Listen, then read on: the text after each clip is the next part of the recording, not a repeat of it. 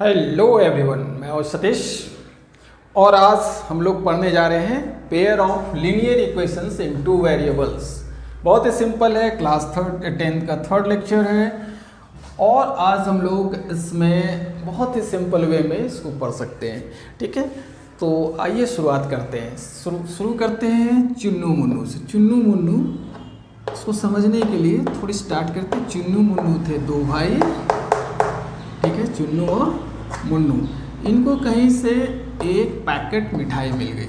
Okay, इनको एक packet जिसके अंदर क्या था, हमारे पास 7 रसगुल्ला था। 1 2 3 4 5 6 7। अब क्वेश्चन ये आज होता है कि कैसे ये डिस्ट्रीब्यूट करेंगे इस पैकेट के अंदर रखे रसगुल्लों को। इसको डिस्ट्रीब्यूट करने के लिए क्या करना होगा, ठीक है, कैसे डिस्ट्रीब्यूट किया जा सकता है। तो सबसे सिंपल सी चीज़ है कि हो सकता है इसने 4 रखा हो और इसने 3 या 3 4 या 5 2, किसी भी तरीक़ा से डिस्ट्रीब्यूट कर सकते हैं।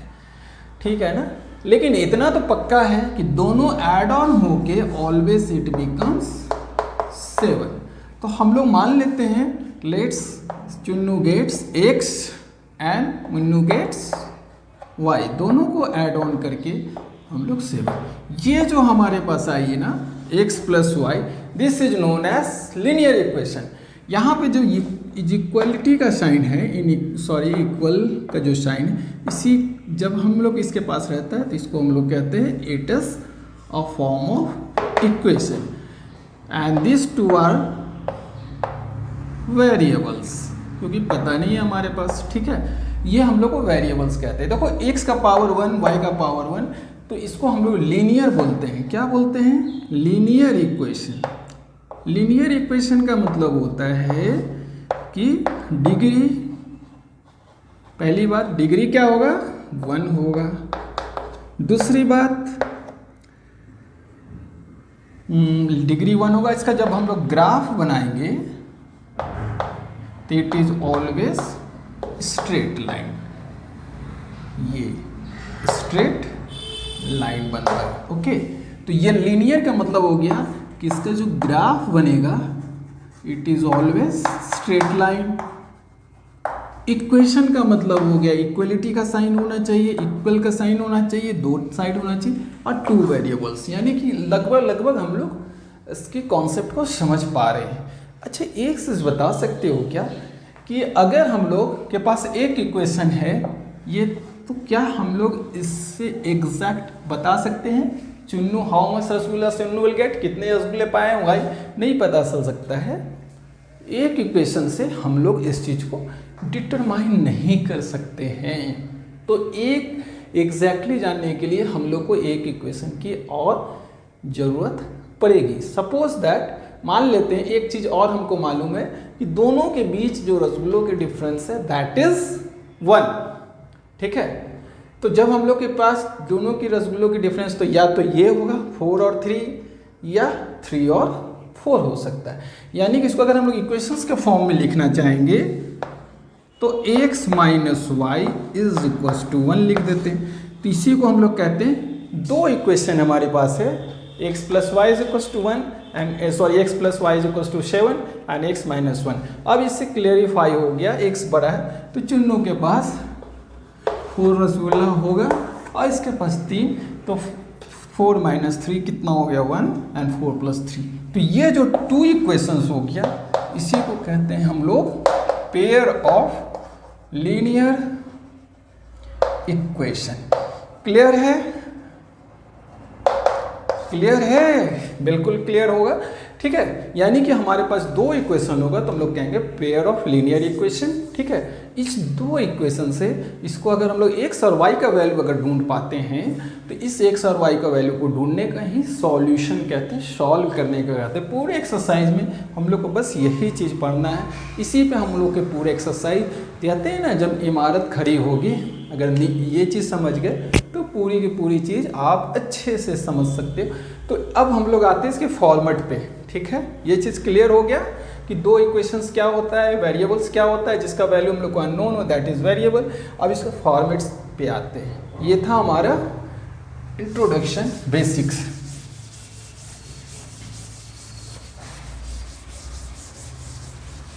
तो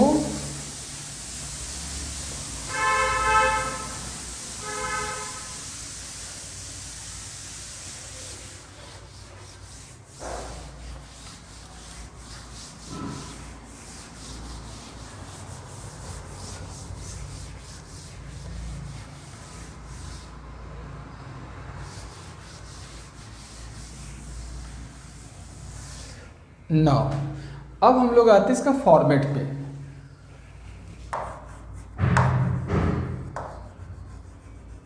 फॉर्मेट, इसका जो फॉर्मेट होगा a1x plus b1y plus c1 is equals to 0, a2x plus b2y plus c2 is equals to, ये पेयर ऑफ लीनियर इक्वेशन हो गया। जैसे हम लोग अभी देखे थे x plus y is equals to 0, यहाँ पे a का वैल्यू 1, b का वैल्यू 1 और c का वैल्यू 0, जस्ट वही फॉर्मेट है। ठीक है, तो इसको हम लोग कह सकते हैं linear equation of two variables, दो वेरिएबल्स है x और y। अब आते हैं सॉल्यूशन। क्लियर है ना, ये फॉर्मेट है, जो भी लीनियर इक्वेशन होगा आफ्टर ऑल इसी फॉर्मेट में हम लोग लिख सकते हैं। अब आते हैं हम लोग सॉल्यूशन पे। सॉल्यूशन का मतलब होता है x और y का वैल्यू को ढूंढना। क्या करना? सॉल्यूशन मतलब x और y का वैल्यूज को ढूंढना। तो x और y का वैल्यू ढूंढने के लिए हो सकता है, देखो x और y का वैल्यू एग्जिस्ट कर सकता है, नहीं भी कर सकता है। अगर सॉल्यूशन एग्जिस्ट करता है तो उसको हम लोग कहेंगे कंसिस्टेंट। कंसिस्टेंट का मतलब हो गया सॉल्यूशन एग्जिस्ट कर रहा है, ठीक है। या तो फिर इनकंसिस्टेंट, सॉरी कंसिस्टेंट मतलब नो सॉल्यूशन। अगर सॉल्यूशन है ही नहीं तो कोई बात नहीं, ठीक है। ये दो तरह की बात होगी। अब कंसिस्टेंट का मतलब होता है, इसमें भी दो तरह का बात होगा, यूनिक सॉल्यूशन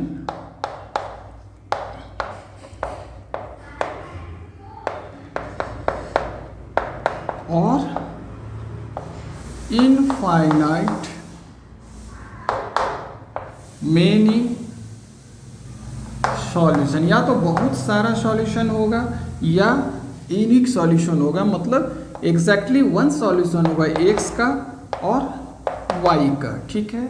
नो सॉल्यूशन। अब देखो हम लोग जानना चाहेंगे अगर ग्राफिकली कि कैसे जान सकते हैं कि इसका सॉल्यूशन होगा या नहीं, तो इसके लिए हमारे पास एक मेथड है, ग्राफ बना के भी हम लोग कर सकते हैं, ठीक है। तो आगे करते हैं हम लोग, इसको ग्राफ बना लेते हैं, ठीक है।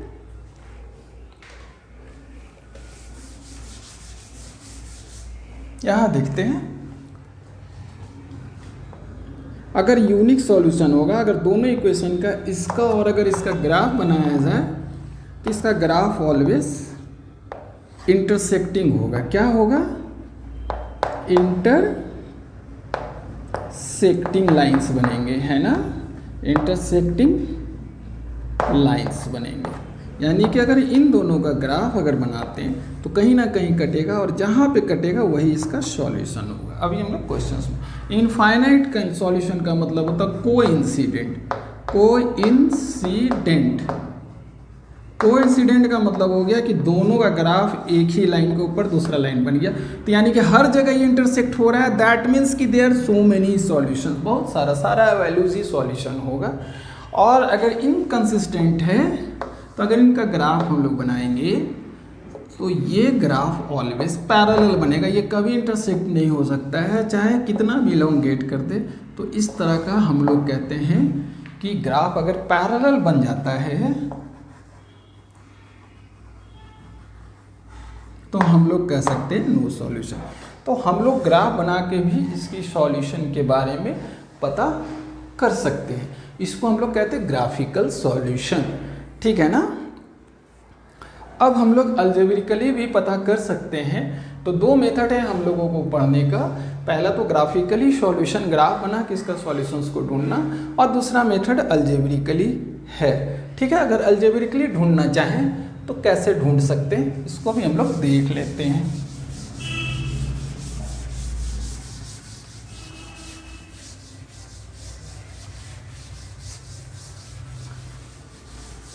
ठीक है ना, चलो देखते हैं। ये दो सॉल्यूशन है। तो अगर मान लो अलजेब्रिकली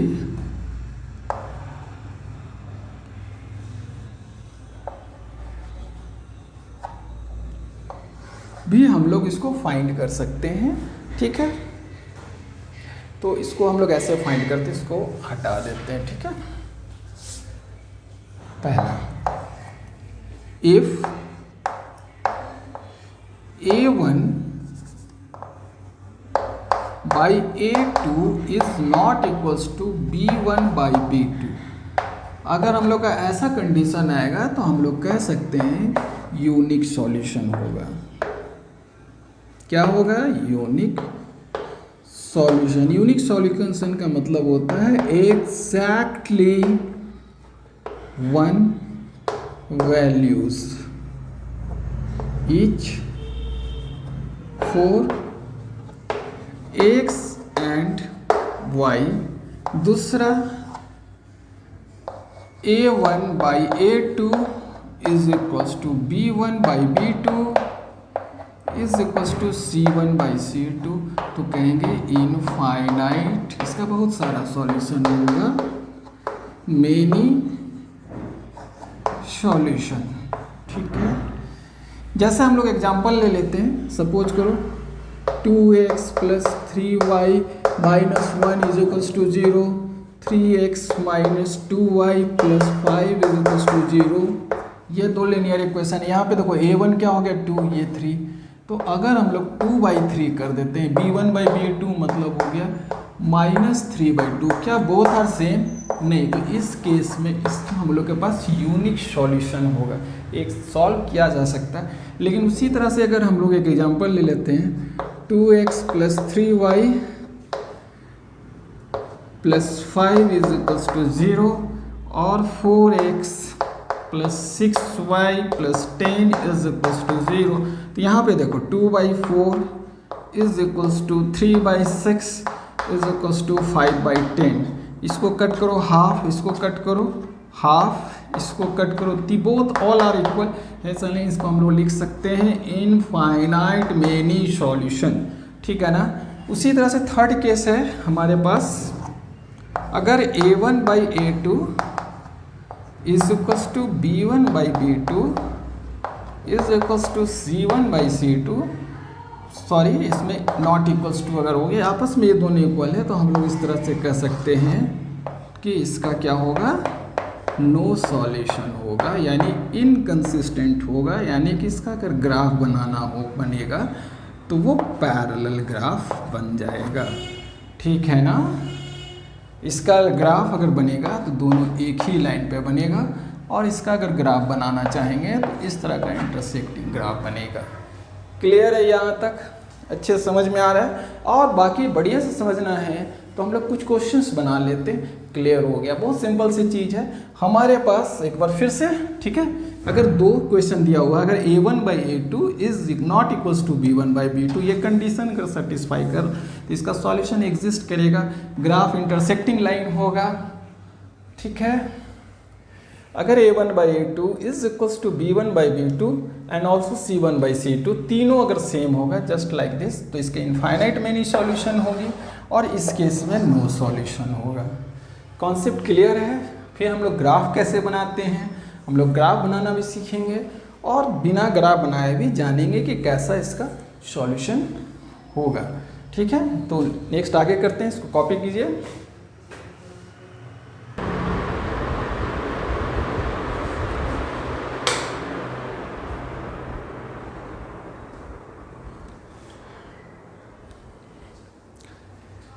हाँ तो बच्चों,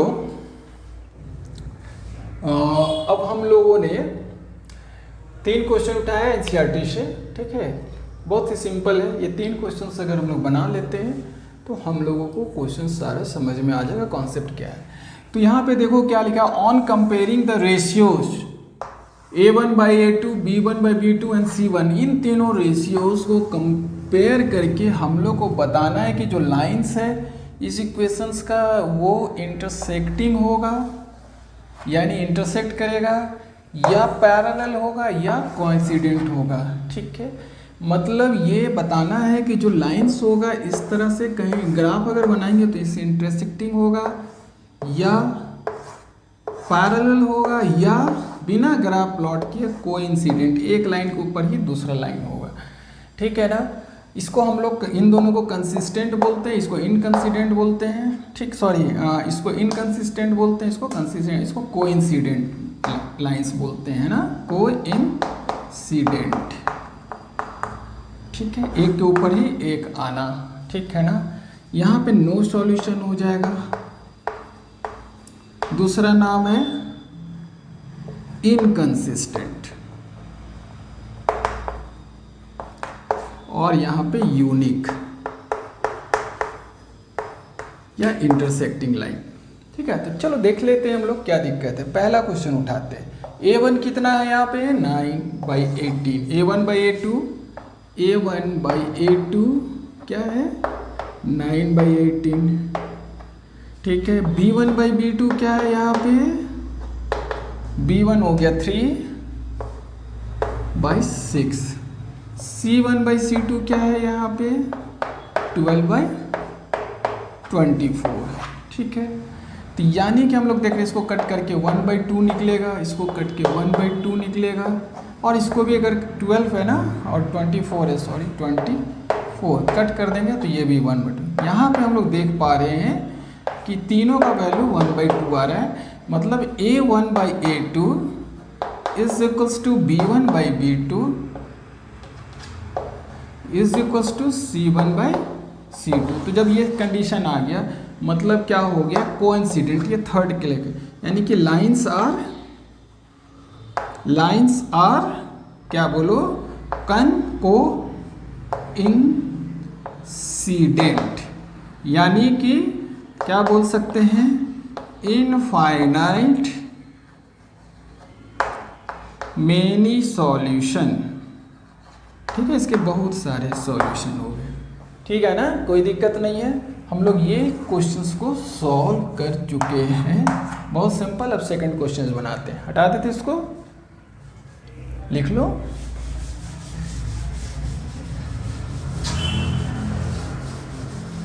अब नेक्स्ट क्वेश्चन आते हैं, ये तो हो गया, अब इस पे आते हैं हम लोग। यहाँ A1/A2 क्या आएगा बता सकते हो, 5/7। B1/B2 क्या आएगा, -4/6। क्या दोनों आपस में इक्वल है, नहीं है। 5/7 इज नॉट इक्वल टू, इसको सॉल्व कट करोगे लोएस्ट टर्म में तो 2/3, विच आर नॉट। तो इसका मतलब ये हो गया कि ये क्या है, intersect, lines are intersect at a point, है ना, यानी कि इंटरसेक्टिंग लाइंस हो गया। ठीक है, ये भी हम लोग कर लिए। थर्ड क्वेश्चन से देखते हैं हम लोग,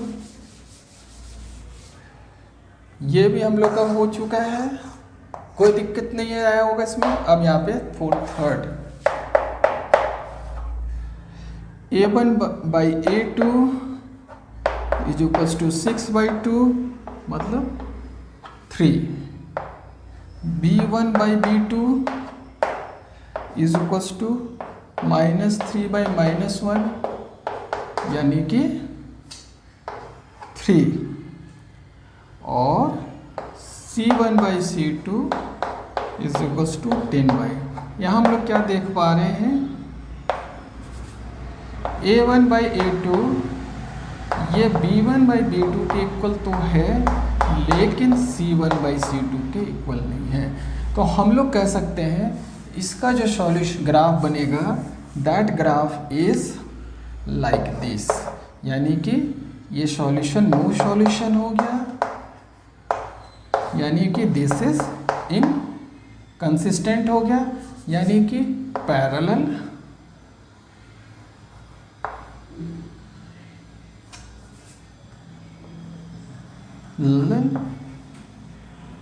लाइन्स हो गया,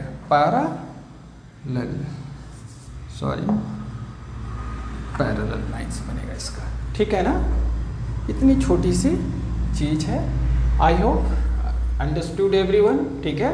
ये सिंपल सा चीज़ है, हम लोग को कुछ भी नहीं करना, रेशियोज फाइंड करना A1/A2, B1/B2, C1/C2 का। अगर ऑल आर इक्वल देन हम लोग कह सकते हैं कि अगर तीनों आपस में इक्वल है तो इनफाइनाइट मेनी सॉल्यूशन है, दो इक्वल है थर्ड नहीं है तो नो सॉल्यूशन है, और पहले ही दोनों अगर अनइक्वल आ जा रहा है तो यूनिक सॉल्यूशन होगा। ओके, और नेक्स्ट क्वेश्चंस करते हैं हम लोग।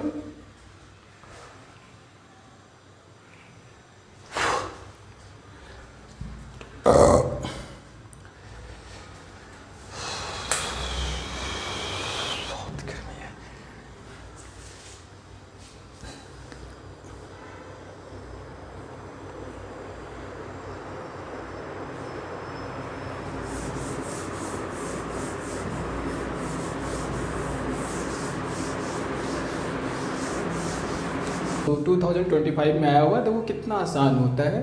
The values of P for which the equation Px + 3y = P - 3, दो इक्वेशंस आपके पास दिए हुए हैं, दिस वन A1/A2, ये है B1/B2, ऐसे इसी को कंपेयर करना है रेशियोज को, और बताना है हम लोगों को कि अगर इसमें दिया हुआ इनफाइनाइट वैल्यू मैनी सॉल्यूशन अगर हमको चाहिए तो P का क्या वैल्यूज होगा। ऑप्शन है आपके पास, सिंपल सी चीज़ है, दो इक्वेशंस दिया हुआ है और इनफाइनाइट मैनी सॉल्यूशन, इसका एक conditions you have given, okay, and you have to find the value of. तो बहुत सिंपल सा चीज़ है, हम लोग सबसे पहले लिखेंगे क्या, ये तो बहुत देख के ही बना सकते हो, रफ में भी बना सकते हो, बहुत सिंपल सा चीज, for infinite many solution, for infinite many solution P/12 = 3/P = P - 3/P, ऐसा कंडीशन हम लोग जानते हैं। A1/A2, B1/B2 तो चलो हम लोग P का वैल्यू ढूंढना है, तो हम लोग यही दोनों को पहले ले लेते हैं। Considering this to P² cross कर लो, है ना, P × P, P² = 36, that means P = ±6, simple था। अगर हम लोग इन दोनों को अगर कंसीडर करते हैं फर्स्ट और लास्ट तो भी यही आएगा, इतना तो क्लियर है कि ये ऑप्शंस होगा। एक और क्रॉस चेक कर लेते हैं, P/12 = P - 3/P, again P² = 12P - 36, that means P² - 12P + 36 इसको मिडिल टर्म से सॉल्व करोगे क्वाड्रेटिक इक्वेशन से, तो P का वैल्यू यहाँ पे भी ±6 आएगा। That means our option is C। Clear हो गया, बहुत सिंपल है, एग्जाम में P का वैल्यू ही निकालने आएगा, K का P का, बहुत सिंपल है, यूजुअली आप लोग कर सकते हैं, ठीक है। तो 10 स्टूडेंट्स ऑफ क्लास 10th, ठीक है, क्लास 10th के 10 बच्चे 2 पार्ट्स इन मैथमेटिक्स क्यूज, 10 बच्चे ही मैथमेटिक्स क्यूज में पार्टिसिपेट किए। If the number of girls is 4 मोर, जो गर्ल्स है 4 more than number of boys, girls का जो संख्या है वो बॉयज़ से 4 ज़्यादा है, ठीक है। And find the number of boys and girls who took part in quiz, ठीक है। तो सबसे पहले हम लोग एक काम करते हैं कि दोनों में क्या है कि 10 बच्चे ही लिए ना, 10 स्टूडेंट्स ही लिए हैं क्यूज़ में, और गर्ल्स हमको पता नहीं है बॉयज़ कितना है, ठीक है, ठीक है। इसको हम लोग ग्राफिकली सॉल्व करना है, ठीक है। तो एक काम करते हैं, लेट सबसे पहले तो एज्यूम करते हैं ना, मैथ्स का एक सबसे बड़ा खास बात क्या है, कुछ भी हो x और y एज्यूम कर लेते हैं। Let the number of girls be x and number of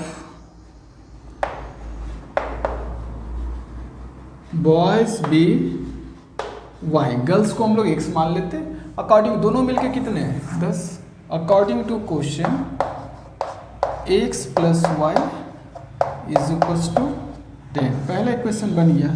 अब क्या बोलता है, number of girls is 4 more than number of boys, यानी दोनों के बीच क्या है 4 का डिफरेंस है। गर्ल्स कितने हैं 4 ज़्यादा है, ठीक है। नंबर ऑफ गर्ल्स इज 4, यानी नंबर ऑफ गर्ल्स में से नंबर ऑफ बॉयज़ को माइनस कर देंगे तो हम लोग के पास 4 मिलेगा। नंबर ऑफ गर्ल्स में से नंबर ऑफ बॉयज़ को माइनस करेंगे क्योंकि गर्ल्स की संख्या, गर्ल्स के नंबर ज़्यादा है कितना 4 से।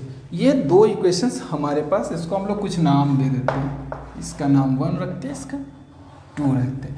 अब ग्राफ बनाने के लिए हम लोग कुछ वैल्यूज़ ले लेते हैं, एक्स और वाई की कुछ वैल्यूज़ एज्यूम कर लेते हैं, एक्स का या वाई का, और इससे हम लोग अदर्स वैल्यूज़ निकाल लेते हैं। चलो इस ग्राफ के लिए हम लोग लेते हैं, कॉलम बना लेते हैं हम लोग, एक्स और वाई।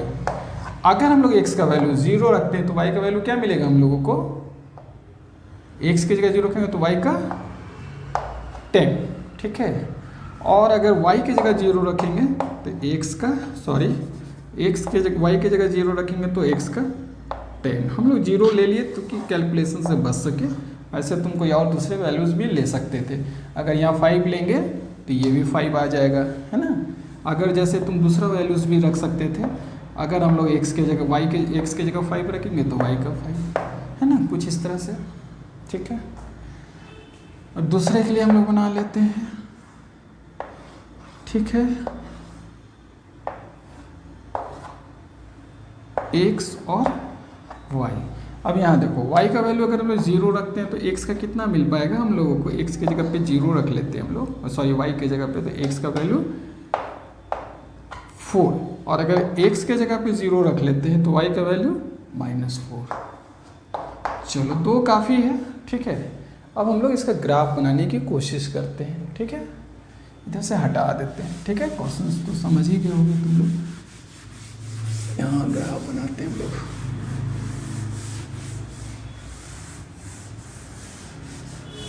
हम लोग का पहला काम होता है कि हम लोग इक्वेशंस को फ्रेम कर लेना, ठीक है। और इक्वेशंस को फ्रेम करने के बाद हम लोग इस तरह से 2 वैल्यूज हम लोग निकाल लेते। मैंने यहाँ 3 निकाल लिया, नो प्रॉब्लम, ठीक है। इसको भी हटा ही देते हैं हम लोग को, बस यही दोनों से काम है, ये 2 से।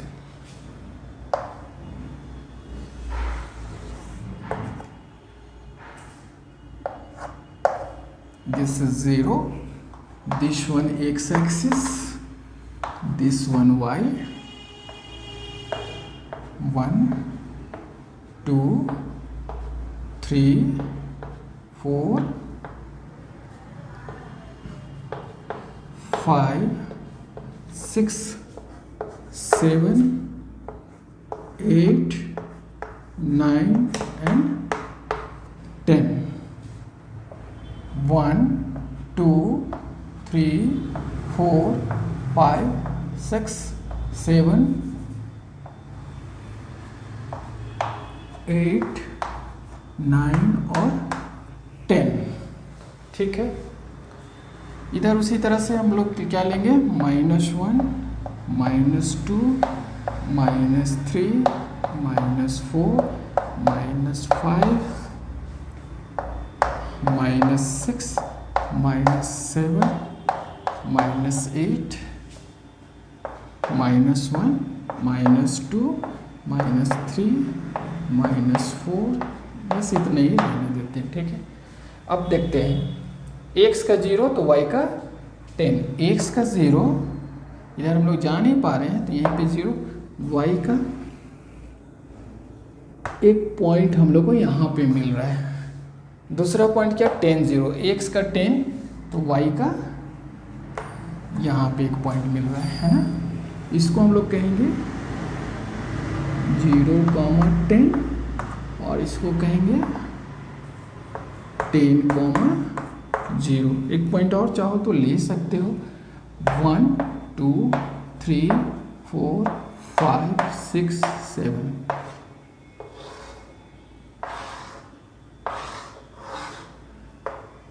यहाँ पे आ रहा है ना 5,5। नेक्स्ट हम लोग आते हैं 4,0। ग्राफ ये हो गया हमारा। अगर इसको अगर हम लोग खींच के लाइन खींचना चाहेंगे तो ऐसे करके एक स्ट्रेट लाइन आ जाएगा, कोई दिक्कत नहीं है ना। दोनों डॉट को अगर हम लोग कनेक्ट करते हैं, इसको हम लोग लिख लेंगे किस लाइन का ग्राफ है। फर्स्ट वाला इक्वेशन था x plus y is equals to 10। Second आते हैं हम लोग 4,0 x का, हम लोग 4 y का 0, इसको कहेंगे 4,0 एंड 0,-4।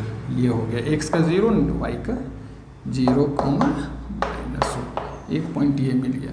अगर हम लोग इसको दोनों को लेके लाइन ड्रॉ करते हैं तो ऐसे चला जाएगा, ठीक है। कहाँ पे इंटरसेक्ट कर रहा है? इस पॉइंट पे, है ना। ये थोड़ा सा हम लोग के पास, एक सेकेंड, 1 2 3 है ना।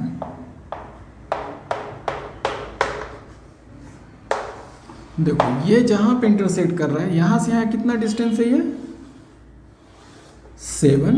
x का वैल्यू क्या हो गया हमारे पास 7, और y का वैल्यू कितना हो गया 1 2 3।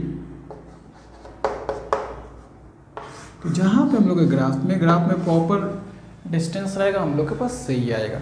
x का वैल्यू 7 आ गया, जो इंटरसेक्शन पॉइंट है दैट इज 7,3। इसको डॉटेड लाइन से बनाना है हम लोगों को।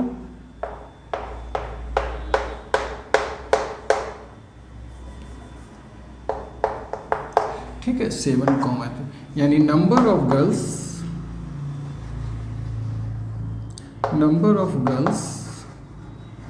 is equals to 7 and number of boys is equals to 3. That is answer. Clear? Understood? बहुत सिंपल सा चीज़ है। इस लाइन के ऊपर हम लोग इसका नंबर लिख लेंगे, किसका ग्राफ है यहाँ पे लिख लेंगे हम लोग, ठीक है ना। ये भी x minus y is equals to 4, इधर एरो दे देते हैं। तो इस तरह से हम लोग के पास ग्राफ हुआ जहाँ पे इंटरसेक्शन पॉइंट मिल रहा है। दिस इज द हम solution of this two curve. Next questions करते हैं हम लोग, ठीक है। इसको फटाफट कॉपी कर लो, बना लो अपने से, एक बार बेटर रहेगा। नेक्स्ट क्वेश्चन, ये भी हम लोग जो है एनसीईआरटी से मैंने उठाया है। Draw the graph of the equation. 2 equation दिया, इसमें इक्वेशन बनाने का भी झमेला नहीं है। 2 इक्वेशन आपके पास दिया है। पहला इक्वेशन है x minus y plus 1 is equal to 0, और दूसरा इक्वेशन है 3। इन दोनों इक्वेशंस के हम लोग को क्या करना है, ग्राफ ड्रॉ करना है और सॉल्यूशन ढूंढना है। फर्स्ट इक्वेशन है x minus y plus 1 is equal to 0, और दूसरा इक्वेशन है 3x plus 2y minus 12 is equal to 0। Determine the coordinates of the vertices of the triangle formed by the lines and the x-axis and set the triangular region। तो सबसे पहले हम लोग एक काम करते हैं, ग्राफ बना लेते हैं, उसके बाद कुछ सोचेंगे। तो पहला इक्वेशन हमारे पास है x minus y plus 1 is equals to 0, that means x is equals to y minus 1। ये इक्वेशन हमारे पास हो गया। हम लोग क्या करेंगे, इसका पहले तो ये लिख लेते हैं x y, बॉक्स बना लेते हैं, बॉक्स, ठीक है। 2 काफ़ी है। y की जगह अगर हम लोग 1 ले लेते हैं तो x का वैल्यू क्या मिल जाएगा हम लोगों को 0, और अगर y की जगह पे हम लोग क्या ले ले, कुछ भी ले सकते हो, 2 ही ले लेते हैं, तो इसका वैल्यू क्या मिल जाएगा 1, ठीक है। 2 इक्वेशन 2 वैल्यूज मिल गया। अब इसका हम लोग ग्राफ बनाते हैं। x पहला है क्या है 0,1, x का 0 y का 1, ये हम लोग के पास मिल गया 0,1, ये दूसरा है हमारे पास 1,2, x का 1 लेंगे तो y का हम लोग को कितना लेना होगा 2। एक काम करते हैं, इसको यहाँ नहीं लिखते, इधर ही कहीं लिखते हैं 0,1। दूसरा है हमारे पास 1,2, यानी कि ये पॉइंट मिल गया हम लोग के पास 1,2, ठीक है। अब हम लोग क्या करते हैं, दूसरा का निकालते हैं। कोई और भी वैल्यू ले सकते थे तुम लोग चाहो तो। अगर मान लो तो 5 लेते हैं तो ये 4 आ जाता, 2 लेते तो कुछ और वैल्यूज आ जाता है ना। 3 लेते तो, अगर 3 लेंगे तो x के जगह पे हम लोग 3 लेंगे तो y का 3 - 1 2 ले लेते हैं। x के जगह पे अगर हम लोग 3 ले लेते हैं तो y का वैल्यू क्या हो जाएगा, x के जगह पे 2 लेंगे तो y का वैल्यू हम लोग के पास 3 आ जाएगा, कुछ इस टाइप का, है ना। तो ग्राफ अगर हम लोग इसको खींचना चाहें तो जस्ट लाइक दिस,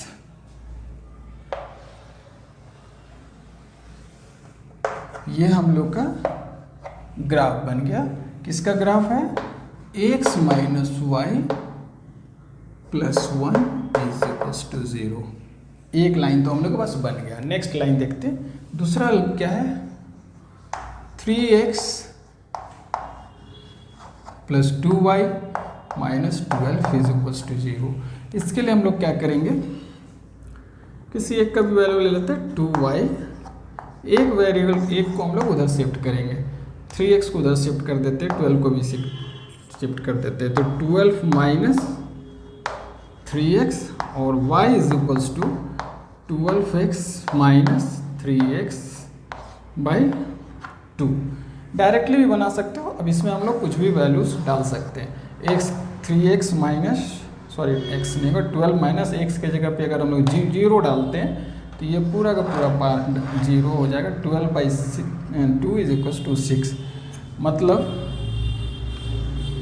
यहाँ थोड़ी सी जगह है, शायद हो जाना चाहिए, x y, देखो यहाँ पे x के जगह 0 डालते हैं तो ये पूरी की पूरी खत्म हो जाएगी। क्या बचेगी, 12/2, x के जगह पर पहले 0 डाल लेते, 12/2 कितना होता है, 6। डायरेक्ट भी कर सकते थे, x के जगह 0 डाल देंगे तो y का वैल्यू निकल जाएगा। अब हम लोग क्या करते हैं, x के जगह पे कोई और वैल्यू डाल लो। क्या डालोगे, 2 डाल लेते हैं, है ना। x के जगह पे हम लोग 2 डाल लेते हैं, तो 3 × 2 = 6, 12 - 6 6, 6/2 3। इस तरह से x के जगह पे हम लोग क्या डालें, 2 डालें, 3 × 2 = 6 हो गया, 12 - 6 6, 6/2 3। ठीक है, तो x का अगर हम लोग 0 ले रहे हैं तो y का वैल्यू 6 आ रहा है। x का वैल्यू अगर हम लोग 0 ले रहे हैं, x इधर हम लोग जा ही नहीं रहे, तो इट विल बिकम, एक पॉइंट हम लोग के पास आ गया 0,6। दूसरा क्या, 2,3, x के जगह पे 2 लिया, y का एक ही पॉइंट ये मिल गया। अब हम लोग इसको क्या करते हैं, मिला के खींच देते हैं, ठीक है ना। इसको मिला के हम लोग खींच दिए। This is the graph of second equation. I hope समझ में आ रहा होगा। 2 लाइन हम लोग के पास बन गया, एक लाइन है ये, एक लाइन है सॉरी ये, दोनों कहाँ पे इंटरसेक्ट कर रहा है, ध्यान से देखोगे तो ये हो गया 2,3 पे इंटरसेक्ट कर रहा है, ठीक है ना। ये किसका ग्राफ है, इस लाइन का ग्राफ क्या है, 3x + 2y - 12 = 0। कहीं पे भी ये लाइन के ऊपर में लिख सकते हो, ठीक है। अब ये जो हमारे पे इंटरसेक्शन पॉइंट है, ठीक है, यही इसका सॉल्यूशन हो गया। x का वैल्यू 2 और y का वैल्यू 3। अब क्वेश्चन ये आ रहा है, जब देखते हैं क्या पूछ रहा है, determine the coordinates of the vertices of the triangle. ये जो ट्रायंगल बना हमारे पास उसका वर्टिसेस पूछ रहा है। तो ये ट्रायंगल है, इसका कुछ नाम रख लेते हैं, A, B and this one C। तो अब हम लोग इस ट्रायंगल में A कोऑर्डिनेट किसका क्या हो गया हमारे पास, 2,3। B कोऑर्डिनेट क्या हो गया, इधर -1, y तो है ही नहीं 0, और C क्या हो गया कोऑर्डिनेट, 4,0। This is 4,0। ये अब इसको सेट भी करने बोल रहा है, एरिया भी निकालने बोल रहा है, तो हम लोग इसको सेट कर सकते हैं। सेट कर दिया, सेट द ट्रायंगल। चलो रीजन, ट्रायंगुलर रीजन को हम लोग सेट कर दिया। ठीक है, अब हमसे एरिया पूछ रहे हैं, तो अब हम लोग क्या करते हैं, एरिया निकालते हैं। इधर हटा देते हैं, अब इसका काम तो हो चुका है, नो नीड। Area of